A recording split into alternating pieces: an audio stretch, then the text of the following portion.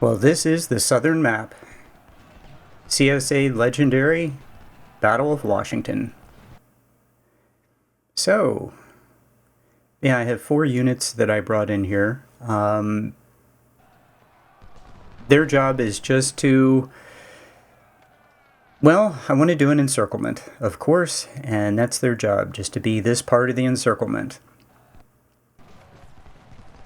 I have infantry and rifle cav screaming in from the right side of the map. These guys do fine. 4 of them is all I needed. I figured 4 is what I would need. You could have more. And these guys do a great job. The only thing I need them to do is just not break, not rout or retreat. Yeah, these guys have almost 90 melee or something. I mean, it's crazy. 3-star infantry.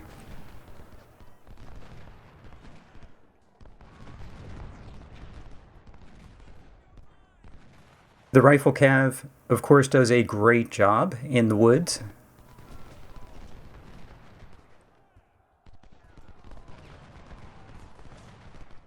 Yeah, the rifle cav really does a good job here. Okay, so what is my goal? My goal here is, once again, to let the enemy come onto the map and fight him head-to-head. And I'm going to let him come in on both sides and fight him in the open field and destroy him. Want to surround him and kill the entire group. But 24-pound howitzers.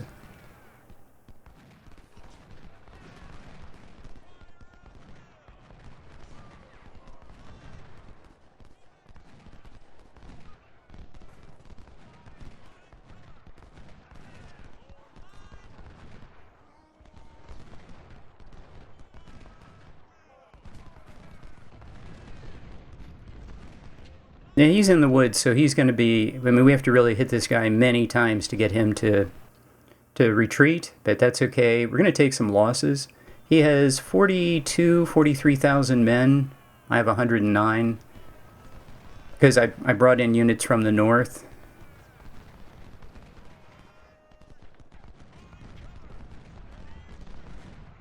Yeah, we have secured this flank. What you don't see off camera is, see the 24-pound howitzers on the right side? I've set up a kill zone of 24-pound howitzers. He now has 63,000. Okay, so that's about what I faced in the north map, but for somehow this feels a lot easier. Okay, 63,000. I sent my rifle cav forward to make sure he kept moving south. I want him to move into the range of the fortifications in the south. And what I did was I moved a whole bunch of infantry, snipers, and rifle cav to the north part of the map to do the encirclement. I have 2 infantry and 1 rifle cav on the far right side of the map to do the encirclement from the side. Look at the 24-pound howitzers coming up. There's the kill zone. I want him to charge uphill into canister. I have 1, 2, 3, 4, 5, 6, 7, 8... It must be like 9 24-pound howitzers right there. And a big kill zone. I want him to charge uphill into canister. And that's what the AI always does, but what I found is he takes one look at the 24-pound howitzers and goes, nah, it'll be okay. I don't think I want to do that. You can keep the victory location. I don't even want it. Which is probably what I'd say too. So there's the rifle cav doing good work. Another rifle cav coming up. And then there's a rifle cav here in the south. It's going to come up behind him. The rifle cav, I'm telling you, Spencer carbines. Even the, what's the other? Maynards. Maynards, Spencer carbines, Frank Wessons. They're just golden. Okay, this guy has taken some hits, but doesn't matter. After this phase, really the battle's over. I mean, you can see the force that I sent up to the north around him. I'm telling you, 90% of this game is maneuver. If you maneuver and put your enemy in an impossible strategic, operational, tactical situation, you're going to get 10 to 1 or close to it. Of course, I also outnumber him. Not 2 to 1, but I outnumber another major general wounded. I think that's my cav. Yeah, that's my cav.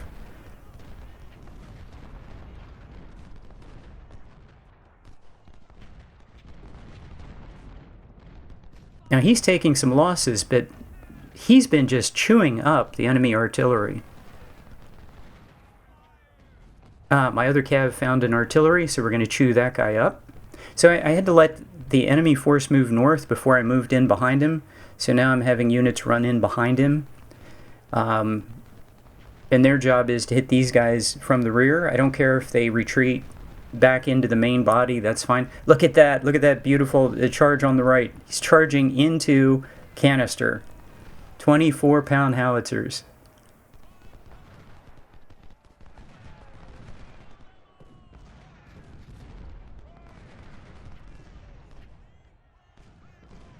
There's one 20-pound parrot. All my other... I have 7 20-pound parrots. 6 of them are in the northern sector. Rifle cav, melee cav, snipers now behind him. He is so doomed. These fortifications are great. These fortifications on this side are absolutely terrific. He's going to walk up to him, get into melee, just get crushed. I have 2 24-pound howitzers on this side near the fort in the woods. So anybody who... And he sends units over there right into the canister, so it's lovely. Look at this, 24-pound howitzers. 1 on the left side, 1, 2, 3, 4 on the north. I have a 5th one. I should have put more on the right flank over here. I should have put more on the right flank, maybe 2 on the right flank. I would have liked to have 1 behind him, because after a while, he stops moving north. My 20-pound parrot is now targeting his artillery. I'm behind him. As you can see, I've gotten behind him on his far left. Those guys are going to be shot up and run away. So surrender, or, I mean, they're doomed. One way or the other. I have 1 infantry just a little bit too far forward. Should... on my flank. Here he comes.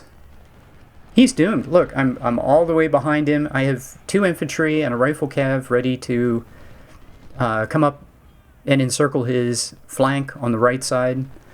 He's going to be completely surrounded in just a moment.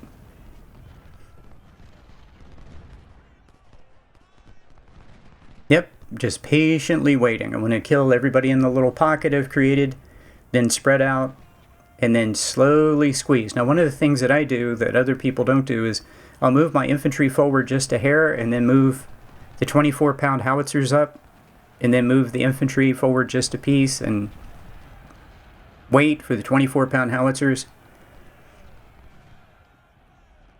That is my preferred style of play, and I've never seen anyone else do it.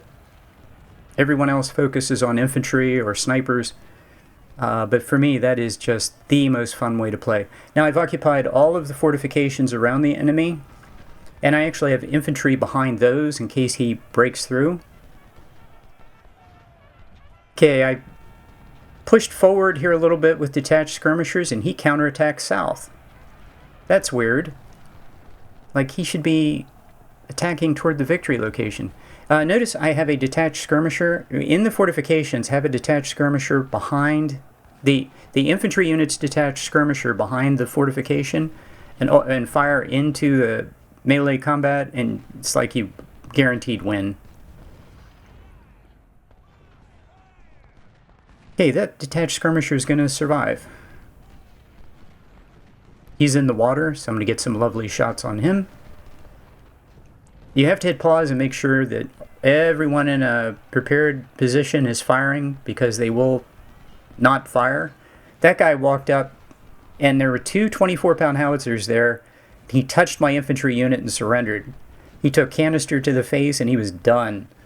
It was lovely.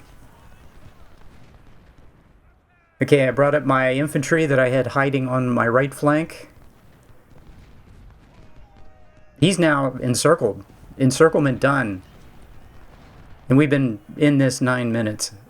The guys on that little pocket in the woods, they're done. That guy against the edge, he's done. He's toast. I can have 2 rifle calves just follow him. If he gets away, he's not going anywhere. Oh, this is great. He's charging into the woods. Easy kills. But he's exposing his flank. So I'm having these guys, because he exposed his flank, I'm going to punish him for this. These guys are going to come forward and get all flank shots. I hadn't planned on doing this, but if he's going to expose his flank to me, and I'm going to get easy flank shots, well then happy day.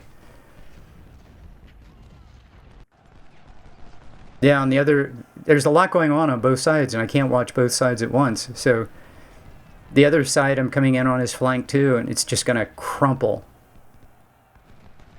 I wouldn't mind getting to melee 2-on-1 with this guy.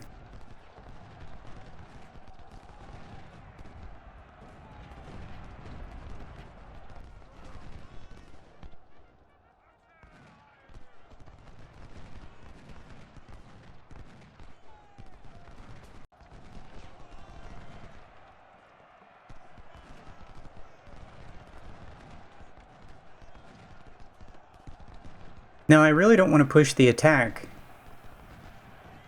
Just want to shoot him up. I told an infantry unit on the north. Obviously, I told him to go somewhere he shouldn't have gone.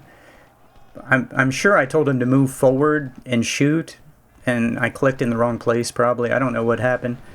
But he went way too far north for some reason.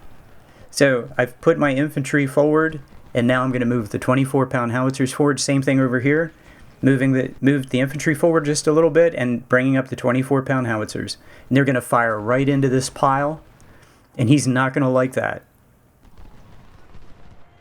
Look at the 24-pound howitzers moving up. That is a thing of incredible beauty. There they go. 24-pound howitzers. He is not going to like this. Okay. Starting to get surrender notices.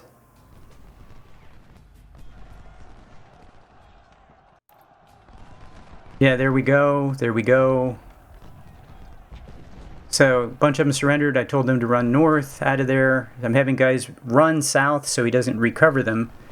Maybe drive these guys south, but they're all going to surrender. Get out of there, get out of there, get out of there. Make sure everybody's headed away from that one infantry. I would just as soon end this so I can focus on the other side. They're all gone. So, yep, they're all gone.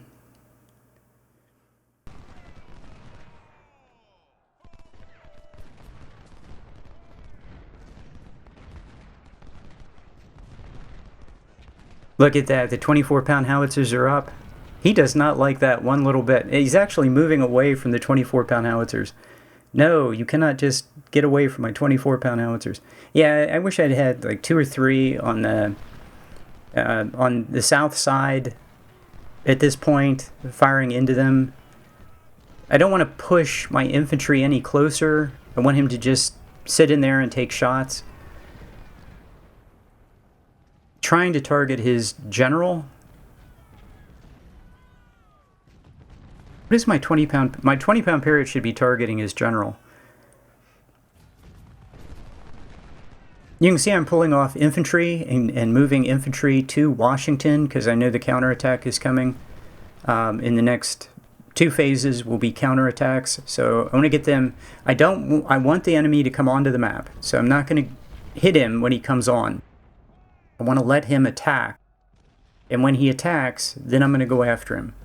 But I want units in Washington. Same thing on the right side of the map. Get units in position to receive his attack. But I'm going to let him come onto the map intentionally. I want to face his entire army in open battle.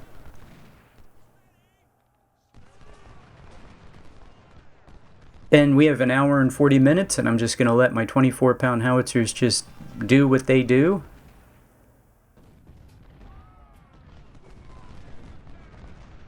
I'd think about moving them forward, but there's no need to. I mean, look, I'm looking at his numbers, 400, 500, and they're gone. That's it. I'll see you next video. Thanks for watching.